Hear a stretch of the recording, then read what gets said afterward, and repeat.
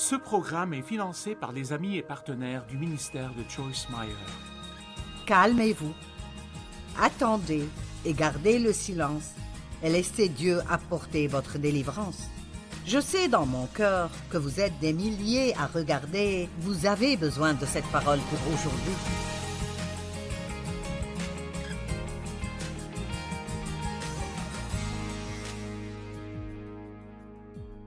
Eh bien, merci beaucoup de vous être joints à moi aujourd'hui. Je crois vraiment que le message d'aujourd'hui vous aidera. Je veux commencer par poser une question. Est-ce que quelqu'un d'entre vous qui regarde en ce moment est bouleversé par quoi que ce soit? Y a-t-il quelqu'un qui regarde aujourd'hui et qui a besoin de se calmer? Vous savez, j'aime le mot « calme ». Dire ce mot me fait me sentir mieux. Et donc aujourd'hui, je vais enseigner sur le fait de se calmer. Il y a une deuxième partie à ce message appelé « Réjouissez-vous ». Je n'en parlerai pas aujourd'hui, mais nous allons parler de cela pendant 2 jours au moins, et nous verrons jusqu'où nous irons. Vous savez, la paix est l'une des choses les plus merveilleuses au monde. Et vous pouvez avoir la paix, mais vous devez l'avoir exprès, parce que le diable essaie toujours de nous l'enlever.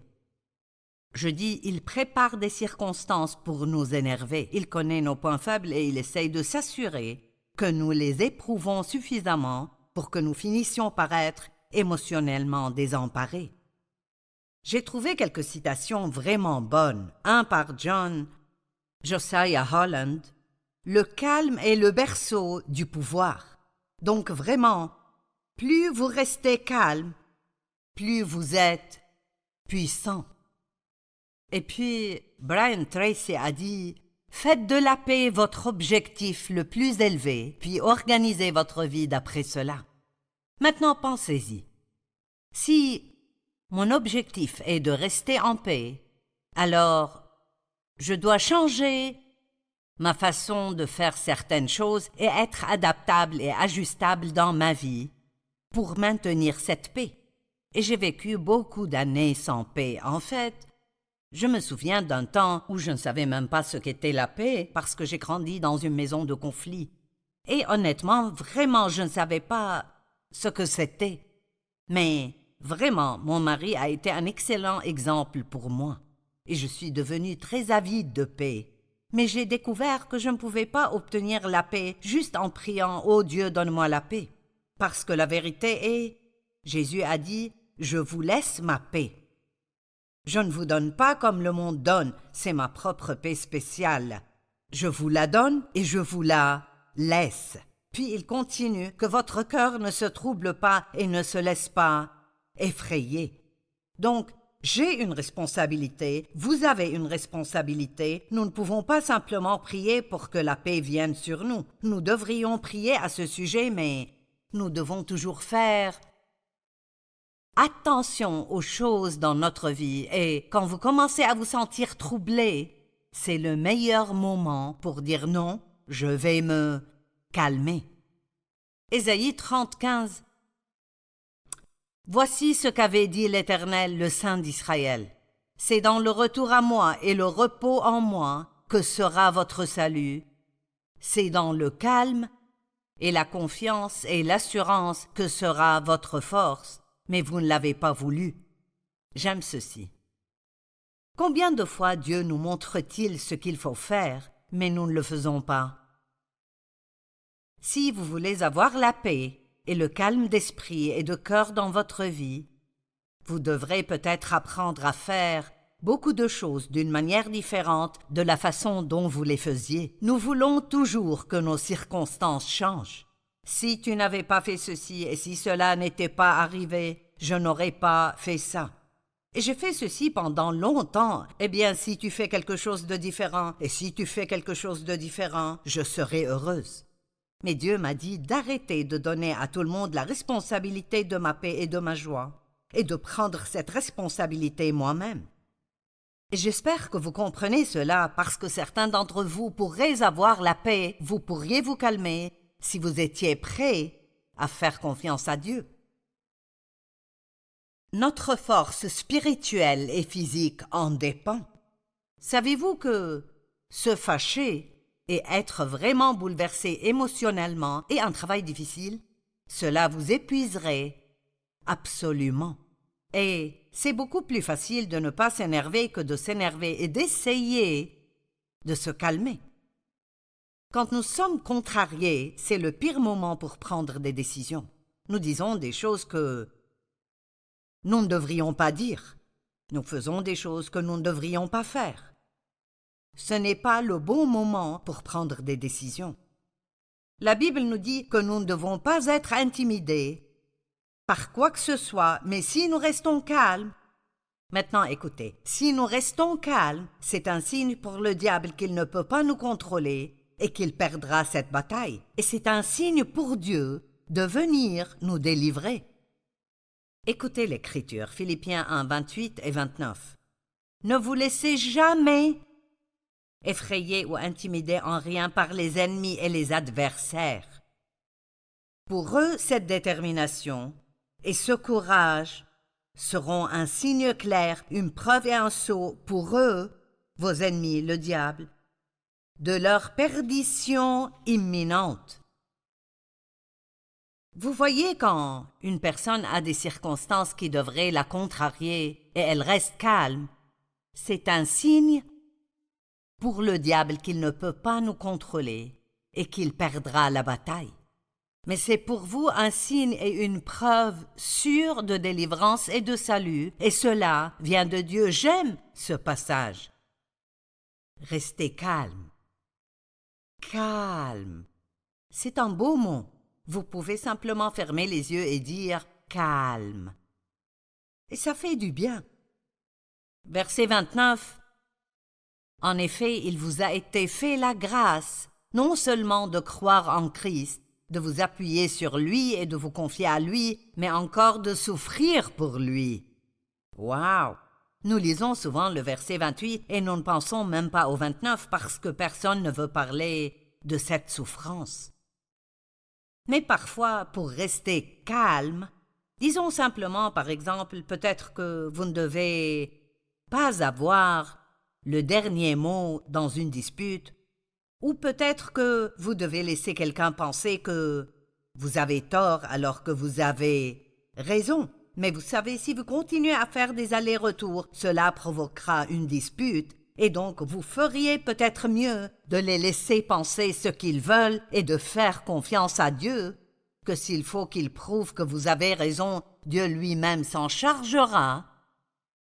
Et ainsi vous pourrez rester calme, mais vous pourriez souffrir un peu pendant ce processus. Et quand je dis souffrir, je veux dire dans la chair. Votre chair a des sentiments, et si vous capitulez, votre chair souffre. Eh bien, pour de nombreuses années, si je n'obtenais pas ce que je voulais, je me fâchais, et je disais des choses que je n'aurais pas dû dire, ou j'agissais stupidement. Eh bien, maintenant je ne veux plus faire ça. Plus du tout, je préfère m'adapter à la situation plutôt que de m'énerver. Je m'engage à rester calme et paisible. Mais cela ne veut pas dire que ma chair aime cela. Parfois je souffre dans la chair pour faire ce que Dieu veut que je fasse. Lorsque nous avons un problème, nous nous dépêchons généralement pour agir. C'est comme s'il y avait un petit démon assis sur notre épaule et qui dit « Qu'est-ce que tu vas faire? Qu'est-ce que tu vas faire ?» Pourquoi pensons-nous toujours que nous devons faire quelque chose? Et oui, il y a des choses que nous devons faire. Dans Éphésiens 6, je crois que c'est 12 ou 13, il est écrit « Après avoir tout surmonté, après avoir bien lutté, tenez ferme. » Donc il y a des choses que Dieu veut que nous fassions, mais nous devons savoir ce que sont ces choses avant de commencer à faire un tas de choses. Vous pourriez faire quelque chose que quelqu'un d'autre fait et ça ne marche pas pour vous. Parce que nous avons besoin d'avoir la direction de Dieu, et la seule façon de l'obtenir est de se calmer et d'être silencieux pour pouvoir ressentir à l'intérieur la direction que vous devez prendre. Le psaume 46, 11 dit « Arrêtez et sachez que je suis Dieu ». Qu'est-ce que cela signifie? Je pense que cela signifie que si nous attendons Dieu, et vous verrez dans une minute qu'attendre Dieu n'est pas comme quelque chose de passif. Si nous restons calmes et nous attendons Dieu, alors nous verrons son œuvre miraculeuse dans notre vie. Arrêtez et sachez que je suis Dieu. Laissez Dieu se prouver à vous en acceptant de l'attendre plutôt que d'essayer de prendre les choses en main. Je vais donner un exemple parce que je sais que quelqu'un en a besoin.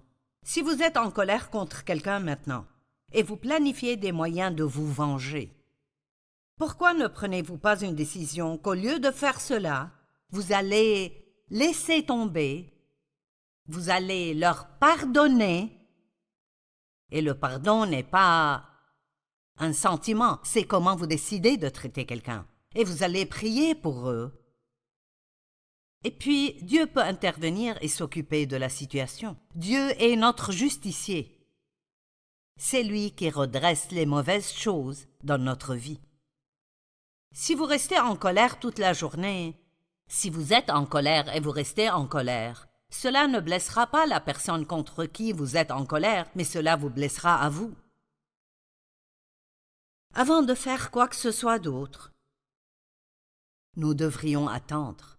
J'aime toujours dire, laissez les émotions se calmer avant de décider. Laissez-moi le répéter. Laissez les émotions se calmer avant de décider. Vous savez, parfois, comme dans une dispute, si vos émotions sont toutes rien qu'en vous taisant, elles commenceront à se calmer.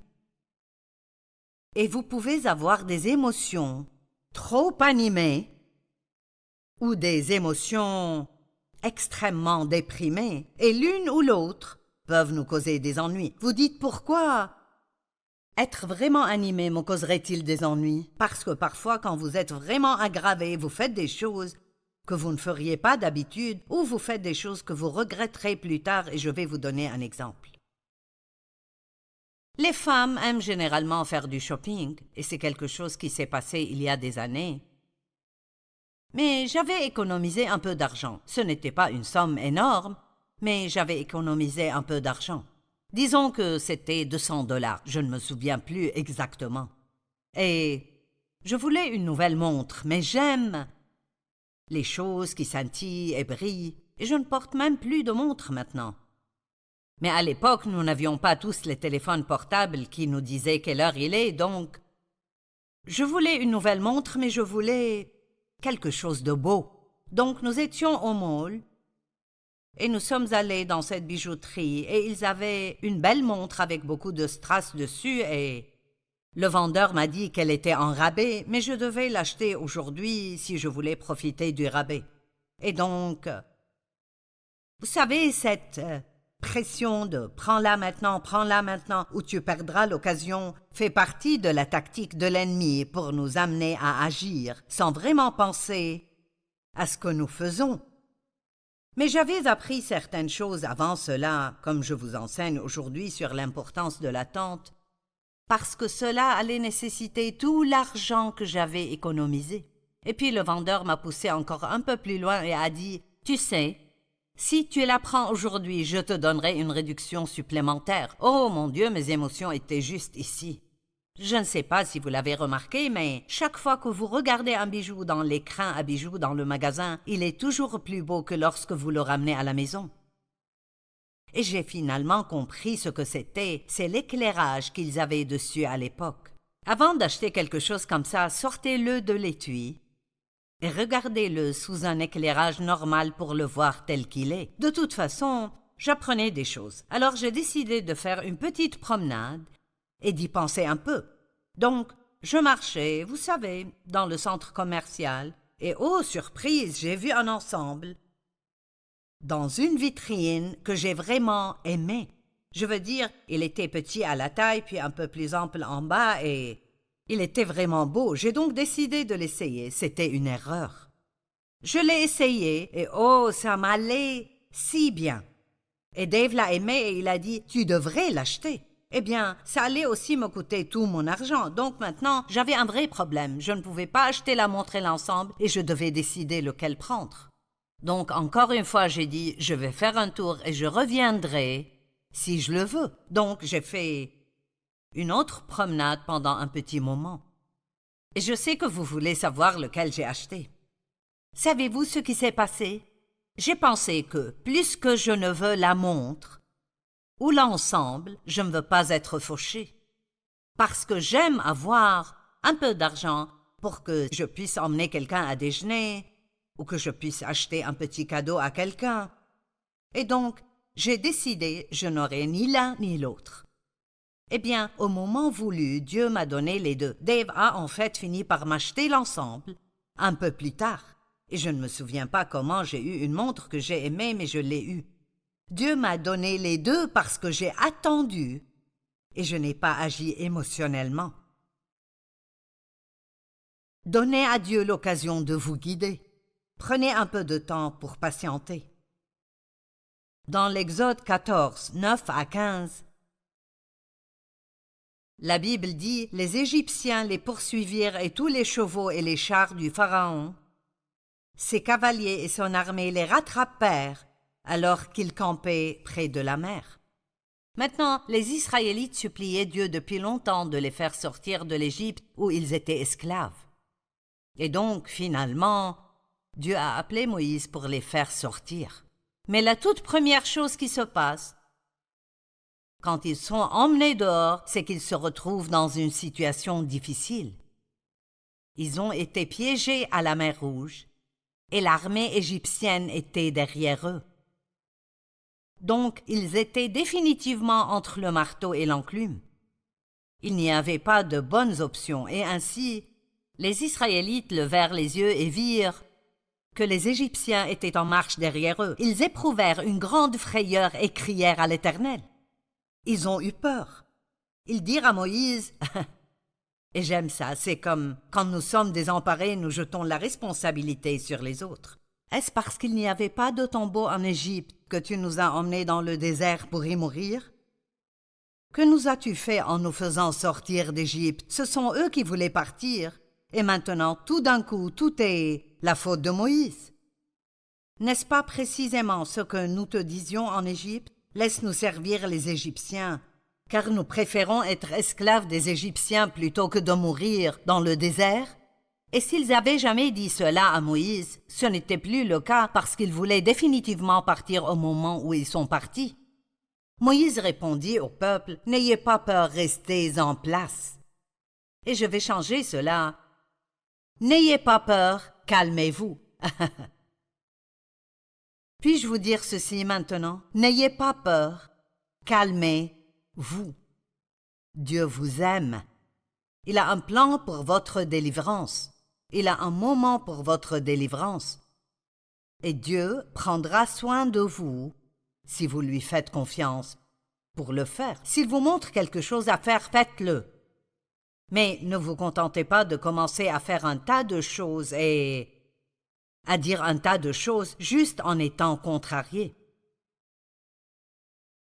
N'ayez pas peur, restez en place ou calmez-vous et regardez la délivrance que l'Éternel va vous accorder aujourd'hui. Les Égyptiens que vous voyez aujourd'hui, vous ne les verrez plus jamais.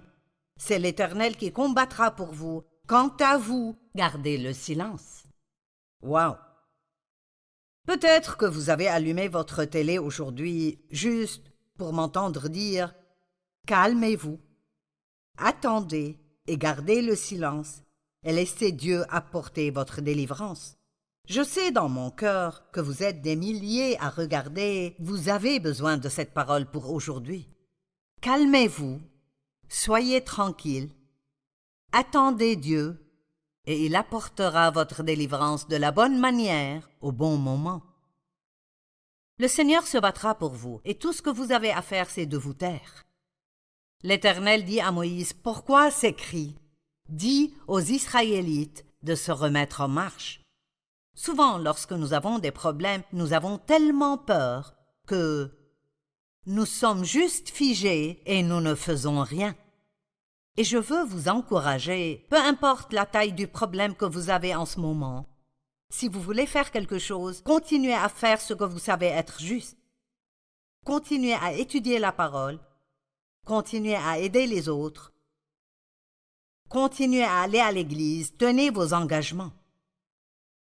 Ne vous contentez pas d'être déprimé et de vous apitoyer sur vous-même et de vous asseoir quelque part à penser à votre problème et y penser et d'en parler et d'en parler. Quand vous avez un problème, plus vous y pensez et vous en parlez, plus vous êtes contrarié. Presque tout le monde peut être abattu s'il reste assis et pense à ses problèmes. Parce que là, nous disons de mauvaises choses. Nous faisons de mauvaises choses. Disons simplement que bouger et agir émotionnellement, jamais, mettez toutes les lettres en majuscules en jamais, ne résout notre problème. Qu'est-ce que cela signifie d'attendre Dieu? C'était une révélation pour moi quand j'ai étudié un peu plus profondément. Attendre Dieu ne veut pas dire rester à ne rien faire. Ça signifie attendre, rechercher et désirer la faveur de Dieu, sa réponse et sa puissance. Par exemple, avoir de l'espérance signifie que vous vous attendez à ce que Dieu se présente à tout moment et fasse ce qui doit être fait dans votre vie. Attendre Dieu n'est pas passif.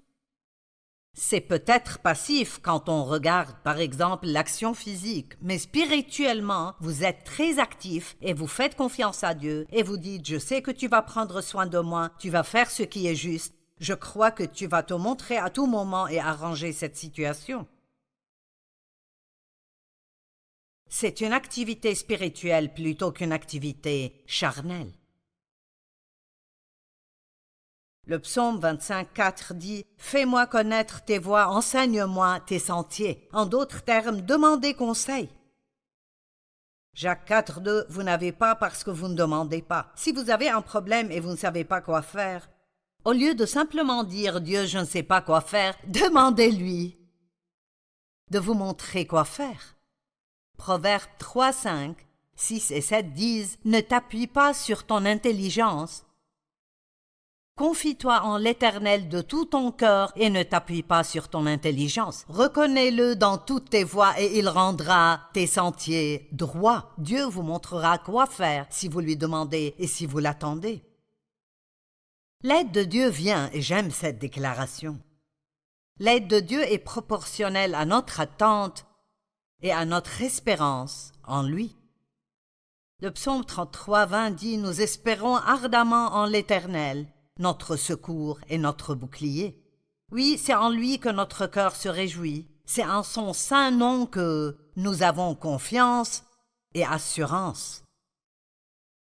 Le psaume 37, verset 34 dit « Espère en l'Éternel, attends-le et suis sa voix. » Quand vous attendez le Seigneur, obéissez à tout ce que la parole vous dit de faire. Et il t'élèvera pour que tu possèdes le pays. Dieu a conduit les Israélites à travers le désert et dans la terre promise. Mais pour être honnête, ils ont attendu. Ça leur a pris beaucoup plus de temps que prévu parce qu'ils n'arrêtaient pas de se plaindre et de grommeler pendant qu'ils étaient là-bas. Mais beaucoup de retards sont des retards divins. Ils n'étaient pas encore vraiment prêts à entrer dans la terre promise. Et peut-être que certains d'entre vous demandent quelque chose à Dieu, mais ça prendra un peu de temps. Il veut vous le donner, c'est son plan, mais il a préparé quelque chose pour vous et maintenant il doit vous préparer pour cela. Parfois, nous ne sommes pas assez mûrs spirituellement pour gérer les choses que Dieu veut nous donner. Ésaïe 26:3 dit « À celui qui est ferme dans ses intentions, tu assures une paix profonde parce qu'il se confie en toi. » Gardez votre esprit loin de vos problèmes. Un matin, je prenais mon temps avec Dieu et je pensais à tous mes problèmes. Et le Seigneur m'a parlé et m'a dit « Vas-tu communier avec tes problèmes ou vas-tu communier avec moi? » Ne faites pas l'erreur que je faisais. Passez votre temps avec Dieu et cela vous fortifiera et vous permettra d'entendre Dieu.